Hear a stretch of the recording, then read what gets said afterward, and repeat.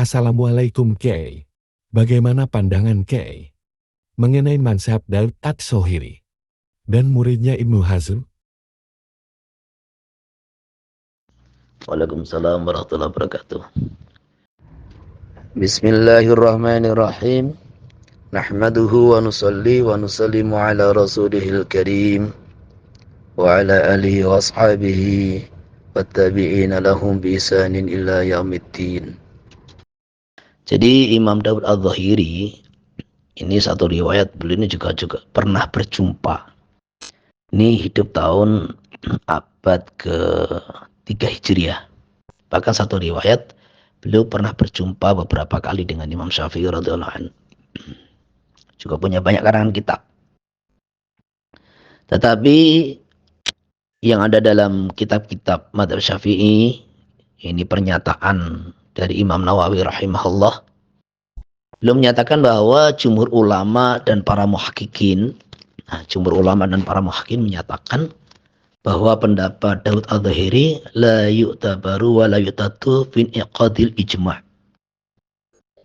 Jadi pendapat Daud Adz-Dzohiri ini tidak dianggap, tidak diperhitungkan untuk mengesahkan terbentuknya ijma'. Maksudnya ketika ulama sudah sepakat, 4 mazhab ini sepakat, kemudian ini Daud Adz-Dzohiri atau pengikutnya mengatakan yang berbeda, maka perbedaan mereka sama sekali tidak mempengaruhi sahnya ijma'.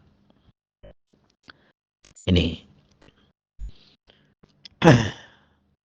contohnya begini. Kayak begini dulu. Apa alasannya? Nah, ini diutarakan oleh Imam Ghazali dalam kitab usulnya, juga Imam Haramain. Karena orang-orang yang hanya berpegang dengan dhawahirun nusus, dengan teks luar daripada nas kitabullah sunnah Nabi, dan tidak menerima logika, cara berpikir secara logika, ini tidak layak dianggap sebagai ulama mujtahid.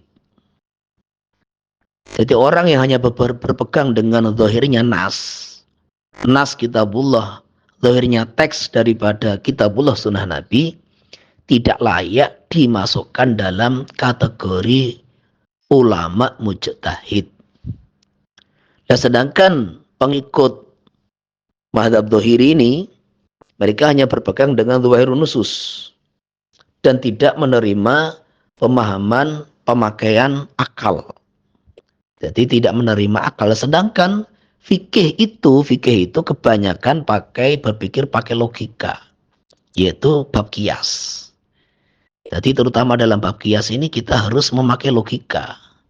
Karena qiyas itu adalah mengkiaskan masalah kejadian-kejadian yang tidak ada dalil dengan yang ada dalil. Ini mau tidak mau harus pakai logika. Lah mereka menolak itu. Maka orang semacam ini tidak layak dimasukkan selevel, setingkat dengan ulama mujtahid. Itu diantara yang diutarakan Imam Ghazali dan Imam Haramain. Ya ginilah secara logikanya itu. Ada orang datang ke apotek kan gitu kan. Kemudian dia beli obat karena berpegang hanya kepada tulisan yang ada di obat itu. Ini jelas oskadon, bodrek, obat sakit kepala pemakaian sekian. Ya sudah, saya beli ini. Oh, jelas kok tulisannya soreh. Ini namanya orang awam. Kalau dia seorang dokter atau ikut arahan dokter, dicek dulu rekod riwayat dia punya penyakit apa. Karena ada penyakit-penyakit yang dalam tubuhnya itu harus dicek, diteliti, yang bisa kontras atau ya komplikasi kalau dikasih minum bodrek atau apa itu panadol itu. Nah, inilah dokter. Jadi dokter tidak hanya memandang kepada tulisan yang ada di teks itu, tidak. Ini pasien perlu dicek. Riwayat dia sebelumnya itu mengidap penyakit apa, maka setiap rumah sakit Setiap pasien berobat ditanya, pernah ke sini apa belum? Kalau pernah ke sini tinggal dibuka itu catatannya. Dilihat rekodnya, riwayatnya.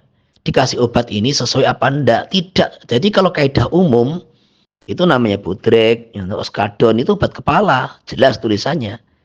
Tetapi setiap pasien punya riwayat yang berbeda-beda sehingga tidak semua pasien cocok dengan obat tersebut. Iki jenenge dokter.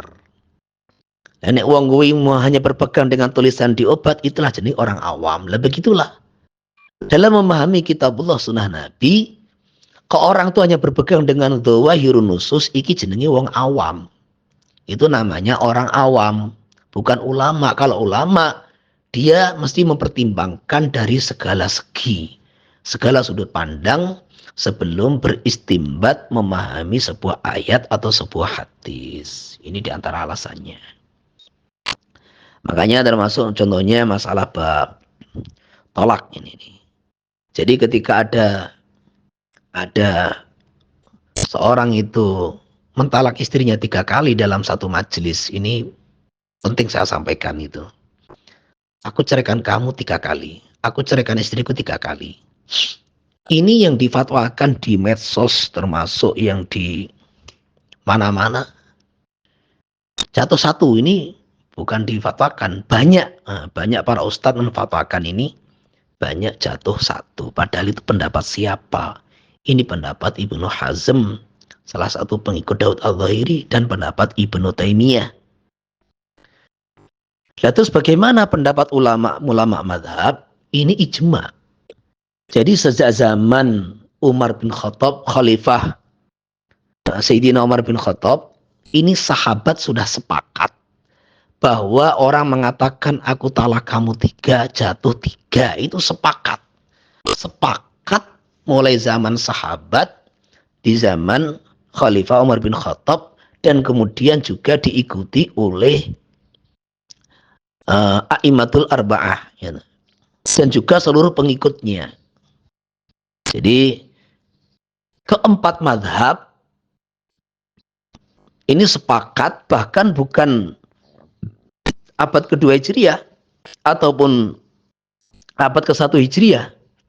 Ini sejak zaman Sayyidina Umar bin Khattab, sejak zaman sahabat, ulama-ulama sahabat sepakat, ulama tabi'in sepakat, ulama tabi'in ya sepakat, gitu. Sampai jadi ulama sahabat, seluruh sahabat, ulama tabi'in, ya, ini sepakat bahwasannya orang yang mengatakan aku ceraikan kamu 3 itu jatuh 3. Ini jatuh 3.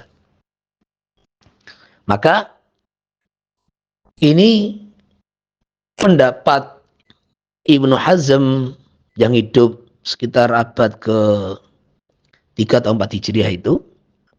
Kemudian itu pendapat Ibnu Taimiyah itu nggak bisa diterima karena ini mukhalif, bertentangan dengan ijma ulama. Itu nggak bisa dipakai. Jadi dalam hal ini tidak boleh kita bertaklid kepada salah satu daripada dua nih. Bertaklid kepada Ibnu Hazm atau Ibnu Taimiyah itu nggak boleh. Ini yang kita sampaikan dalam penyampaian fatwa-fatwa kita, juga yang diajarkan oleh guru-guru kita. Biasanya kalau mereka tetap memaksakan diri, nggak jadi itu, keluarganya tetap hancur itu, tetap kacau itu nanti. Karena ini sudah ijma ulama sejak zaman sahabat. Di sisi lain dalam pandangan usul fikih ini jumhur ulama, bisa dibuka di Jamul Jawame, babul ijma itu, kitabul ijma. Jadi ketika dalam satu generasi sudah sepakat, ini generasi awal sepakat, generasi abad kedua, yo sepakat, kan gitu kan. Maka boleh apa enggak generasi berikutnya mencetuskan ikhtilaf. Ketika generasi pertama, generasi kedua, zaman terbaik ini sudah sepakat, itu jatuh 3. Maka boleh apa enggak generasi berikutnya mencetuskan ikhtilaf. Ini terjadi khilaf, jumhur ulama tidak boleh. Nah dari alasan inilah makanya kita arahkan masyarakat kita di pengajian-pengajian kita jangan mengikuti pendapat yang difatwakan oleh Ibnu Hazm atau Ibnu Taimiyah, walaupun ini dipakai di pengadilan. Walaupun ini dipakai di pengadilan, kita tidak mengesahkan itu pendapat. Itu tadi mukhalifah lil ijma' yang telah disepakati sejak zaman sahabat, juga zaman tabi'in, sebaik-baik zaman dalam apa itu? Dalam Islam itu. Wallahu a'lam.